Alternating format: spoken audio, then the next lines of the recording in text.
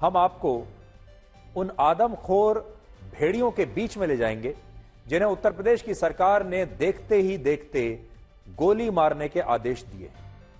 उत्तर प्रदेश के बहराइच में भेड़ियों का एक समूह लगातार 35 गांवों के लोगों पर हमला कर रहा है और अब स्थिति यह हो गई है कि इनमें से कई गांवों में लोगों ने पलायन करना शुरू कर दिया है। लोग अपने अपने घर छोड़कर भाग रहे हैं और वो दूसरे जिलों में रहने के लिए जा रहे हैं। सरकार का कहना है कि जो लोग बेघर हैं या जो लोग कच्चे मकानों में रहते हैं, जहां भेड़ियों के हमलों का सबसे ज्यादा खतरा है, उन इलाकों से लोगों को सुरक्षित स्थानों पर ले जाया जा रहा है। और अब उत्तर प्रदेश के मुख्यमंत्री योगी आदित्यनाथ ने भी इन भेड़ियों को देखते ही गोली मारने के आदेश दे दिए हैं। आदमखोर भेड़ियों के इन हमलों के पीछे दो और बड़े कारण हो सकते हैं, जिनमें एक है कई गांवों में रात के समय बिजली न होना और भेड़िए ज्यादातर उन्हीं इलाकों में हमला कर रहे हैं जहां घना अंधेरा होता है और बिजली नहीं है। और अभी बहराइच के कुछ गांवों में बिजली न होने के कारण भेड़ियों ने वहां बच्चों और महिलाओं पर हमला करके उनकी हत्या की है। मुख्यमंत्री योगी आदित्यनाथ ने इन गांवों में स्ट्रीट लाइट्स लगाने और रात के समय बिजली आपूर्ति को जारी रखने के निर्देश दिए हैं, लेकिन अब भी कुछ गांवों में रात के समय बिजली नहीं है और इसके कारण लोगों को अपने घर के बाहर खुले में सोना पड़ता है, जिससे भेड़ियों के लिए इन लोगों पर हमला करना आसान हो जाता है। और हमारी टीम जब रात के समय इन गांवों में पहुंची तो वहां कैसे हालात थे और वन विभाग और पुलिस की टीम कैसे घात लगाकर इन भेड़ियों को पकड़ने के लिए एक ऑपरेशन चला रही है, वो आज आप हमारी इस रिपोर्ट में देख सकते हैं। तो हमारी टीम ने कल की पूरी रात इन गांवों में बिताई है, लेकिन आपको रात बिताने की जरूरत नहीं है। आप घर बैठे आज देखिए कि इन गांवों में भेड़ियों का आतंक कैसे फैला हुआ है और कैसे लोग इनसे बचने के लिए संघर्ष कर रहे हैं। और आज अखिलेश यादव ने एक बहुत बड़ी बात कह दी। अखिलेश यादव ने मुख्यमंत्री योगी आदित्यनाथ को आज ये चुनौती दी है कि वो बुलडोजर के चुनाव चिन्ह पर अपनी एक अलग पार्टी बनाकर चुनाव में लोगों को एक बार जीत कर दिखा दे। तो अखिलेश यादव क्या कह रहे हैं, ये चुनौती दे रहे हैं योगी आदित्यनाथ को कि आप बीजेपी को छोड़ दीजिए, बीजेपी छोड़कर अपनी क्षेत्रीय पार्टी बनाइए, उसका चुनाव चिन्ह बुलडोजर रखिए और फिर जीत कर दिखाइए। दूध का दूध और पानी का पानी हो जाएगा। देखिए, मैं बड़ी स्क्रीन पर आपको दिखाता हूं कि अखिलेश यादव ने क्या कहा है, आप भी एक बार पढ़ पाएंगे। और अखिलेश यादव कह रहे हैं कि आपका भ्रम टूट जाएगा और घमंड भी टूट जाएगा। वैसे भी आपके जो हालात हैं उसमें आप भाजपा में होते हुए भी नहीं के बराबर हैं। अलग पार्टी तो आपको आज नहीं तो कल बनानी तो पड़ेगी ही। तो ये एक इशारा भी है अखिलेश यादव का और चुनौती भी है। और वो कह रहे हैं कि इस समय बीजेपी में योगी आदित्यनाथ की स्थिति अच्छी नहीं है, एक ना एक दिन तो उन्हें अलग पार्टी बनानी पड़ेगी, यानी बीजेपी को छोड़ना पड़ेगा। और अच्छा यह है कि वो अभी अपनी अलग पार्टी बना लें, बुलडोजर को अपना चुनाव चिन्ह बना लें और फिर देखें कि चुनाव में वो कहां खड़े हैं। उनका यह भी कहना है कि जिस दिन योगी ऐसा करेंगे उस दिन उनका सारा भ्रम टूट जाएगा। और वो ये भी कहते हैं कि योगी आदित्यनाथ की स्थिति बीजेपी में इस समय ठीक नहीं है और उन्हें आज नहीं तो कल अपनी पार्टी अलग बनानी पड़ेगी। अब अखिलेश यादव ने ये बातें योगी आदित्यनाथ के उस बयान के जवाब में लिखी जिसमें योगी आदित्यनाथ ने वर्ष 2017 से पहले अखिलेश यादव की सरकार की तुलना बहराइच के भेड़ियों से की थी और कहा कि बुलडोजर पर हर किसी के हाथ सेट नहीं हो सकते और माफिया के सामने नाक रगड़ने वाले कभी बुलडोजर नहीं चला सकते। और वो ये भी कहते हैं कि एक जमाने में यहां भी वैसा ही आतंक था जैसा बहराइच में भेड़ियों का आतंक है।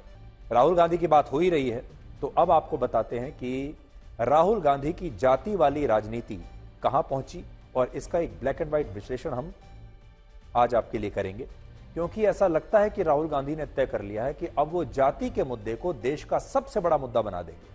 और आजकल वो जहां भी जाते हैं, जिससे भी मिलते हैं, सबसे पहले जाति का मुद्दा उठाते हैं।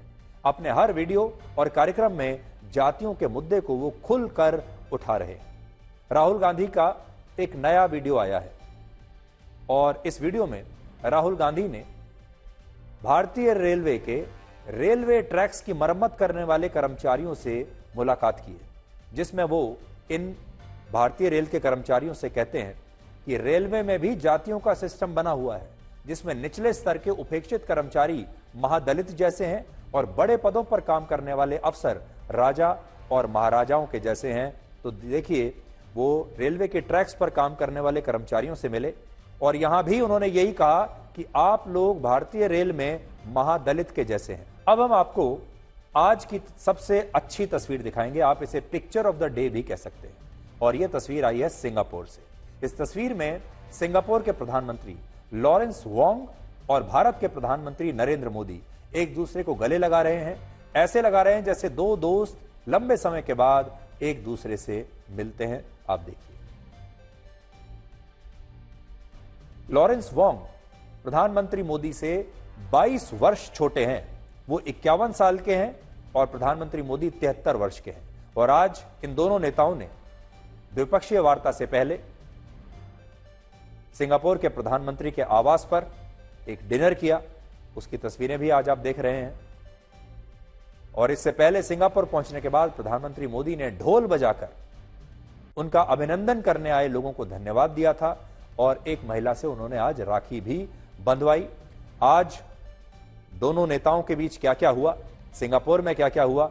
वर्ष 1947 में हमारा देश भारत आजाद हुआ था और इसके बावजूद आज दुनिया के सबसे अमीर देशों की सूची में 129वें स्थान पर हम हैं, जबकि भारत से 18 वर्षों के बाद 1965 में आजाद होने वाला सिंगापुर सबसे अमीर देशों की सूची में आज चौथे स्थान पर है।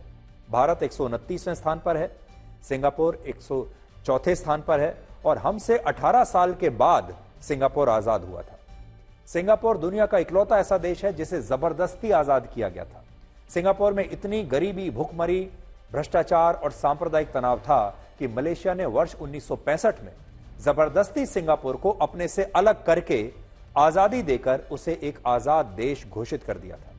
उस समय सिंगापुर के सबसे बड़े नेता थे ली कुआन यू, जो इस आजादी के लिए बिल्कुल तैयार नहीं थे और उन्होंने ही सिंगापुर का मलेशिया में विलय करवाया था। यानी मलेशिया और सिंगापुर पहले एक ही देश थे। ली चाहते थे कि उनकी पार्टी मलेशिया के आम चुनावों में हिस्सा ले, यानी वो पूरे देश के आम चुनावों में हिस्सा ले, जबकि मलेशिया के नेता सिंगापुर को बड़ी हीन भावना से देखते थे और सोचते थे कि वो सिंगापुर को कभी भी अपनी राजनीति का हिस्सा बनने नहीं देंगे। जिस समय सिंगापुर आजाद हुआ उस समय ली कुआन यू की आंखों में आंसू थे, वो बड़े दुखी थे, लेकिन इसके बाद उन्होंने सिंगापुर की आजादी से 4 सबक सीखकर उसे दुनिया का एक बहुत सफल और अमीर देश बना दिया। तो उन्होंने ऐसा क्या किया जो भारत नहीं कर पाया? असल में सिंगापुर की जो समस्याएं थी वो भी बिल्कुल ऐसी ही थी जैसी भारत की थी। सिंगापुर भी भारत की तरह बड़ा गरीब था, वहां पर भी बहुत भ्रष्टाचार था, सांप्रदायिक तनाव था। फिर उन्होंने क्या किया, जरा देखिए। पहला सबक यह था कि आपकी किस्मत आपके सिवा कोई और नहीं बदल सकता। जब मलेशिया ने सिंगापुर को आजादी दी और ब्रिटेन ने भी अपने सैनिकों को सिंगापुर से वापस बुला लिया, तब ली ने सिंगापुर में बड़े बड़े बदलाव किए। वो इस बात को जानते थे कि सिंगापुर के पास बाकी देशों की तरह ऐसे प्राकृतिक संसाधन नहीं है जिन्हें बेचकर वो अपनी गरीबी को मिटा सके। इसलिए उन्होंने सिंगापुर को दुनिया का सबसे आधुनिक इंडस्ट्रियल हब बनाने का फैसला किया, यानी औद्योगिकरण का फैसला किया। उन्होंने ऐलान किया कि अगर दुनिया के अलग अलग देशों की कंपनियां, बड़ी कंपनियां सिंगापुर में अपनी फैक्ट्रियां लगाएंगी तो वो उन्हें टैक्स फ्री और टैक्स हॉलिडे जैसे लाभ देंगे, जो कि उस वक्त बिल्कुल नया कॉन्सेप्ट था। उस समय टैक्स हॉलिडे का कॉन्सेप्ट एकदम नया था, नया आइडिया था, जिसमें सिंगापुर की सरकार कह रही थी कि जो बड़ी कंपनियां वहां आकर काम करेंगी उन्हें 3 से 5 साल तक कोई टैक्स नहीं देना होगा। और यह स्कीम 1 से 2 वर्षों में सुपरहिट हो गई और सिंगापुर में देखते ही देखते 200 से ज्यादा मल्टीनेशनल कंपनियों की फैक्ट्रियां खुल गईं, जिनसे 32,000 नई नौकरियां पैदा हो गई। और आजादी के सिर्फ 5 वर्षों में इतना बड़ा चमत्कार हुआ कि सिंगापुर के हर व्यक्ति को नौकरी और रोजगार मिल गया और वहां बेरोजगारी पूरी तरह से समाप्त हो गई, सिर्फ आजादी के 5 से 6 साल के अंदर। ब्रुनेई में पिछले 600 वर्षों से राजशाही परिवार का शासन है और इस समय सुल्तान हसनल इस देश के राजा भी हैं और वही प्रधानमंत्री भी हैं।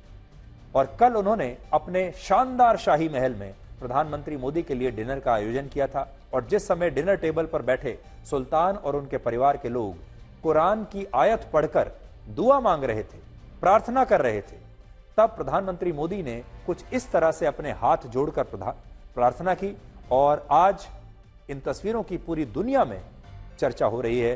तो अभी हमने आपको प्रधानमंत्री मोदी के सिंगापुर दौरे की तस्वीरें दिखा दी, ब्रुनई दौरे की तस्वीरें दिखा दी, लेकिन अब जरा ब्रुनई के बारे में कुछ खास बातें आपको बताते हैं। ब्रुनई दुनिया के सबसे कट्टर मुसलमान देशों में से एक है, जहां वर्ष 2014 में शरिया कानून लागू हो चुका है और आज भी वहां लोगों को कोड़े मारकर और पत्थर मारकर अलग अलग अपराधों की सजा दी जाती है। और ब्रुनई में लोकतंत्र नहीं है, बल्कि वहां पिछले 600 वर्षों से एक ही राजशाही परिवार का शासन है और इसी वजह से दुनिया के बड़े बड़े लोकतांत्रिक देशों के नेता कभी द्विपक्षीय यात्राओं के लिए ब्रुनई नहीं जाते हैं। प्रधानमंत्री मोदी भी इस देश के दौरे पर इसलिए गए क्योंकि ये भारत की एक्ट ईस्ट नीति का एक हिस्सा है और इस नीति के तहत भारत हिंद और प्रशांत क्षेत्र में स्थित सभी देशों को साधने का प्रयास कर रहा है। और इन देशों में ब्रुनई इसलिए महत्वपूर्ण है क्योंकि इसकी सीमा साउथ चाइना सी से लगती है, जिस पर चीन लगातार अपना दावा करता रहता है। इसलिए प्रधानमंत्री मोदी का वहां जाना इस बार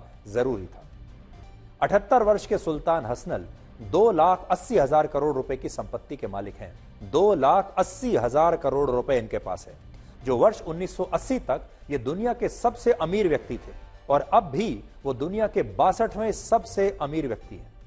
सुल्तान हसनल सिर्फ 21 वर्ष की उम्र में ब्रुनई के राजा बन गए थे और अभी वो ब्रुनई के प्रधानमंत्री भी हैं, रक्षा मंत्री भी हैं, वित्त मंत्री भी हैं और विदेश मंत्री भी हैं, यानी सब कुछ वही है। सुल्तान हसनल के पास 41,000 करोड़ रुपए की 7,000 से ज्यादा लग्जरी गाड़ियां हैं, जिनमें से 600 गाड़ियां रोल्स रॉयस हैं, 450 गाड़ियां फरारी हैं। सुल्तान हसनल दुनिया के सबसे बड़े रिहायशी महल में रहते हैं और ये 2 लाख वर्ग फीट के इलाके में फैला है और इसमें 1700 कमरे हैं, 257 बाथरूम्स हैं, 5 स्विमिंग पूल्स हैं और इस महल के कई हिस्सों में सोने के दरवाजे लगे हैं, सोने की खिड़कियां हैं, यहां तक कि बाथरूम का सामान भी सोने का है।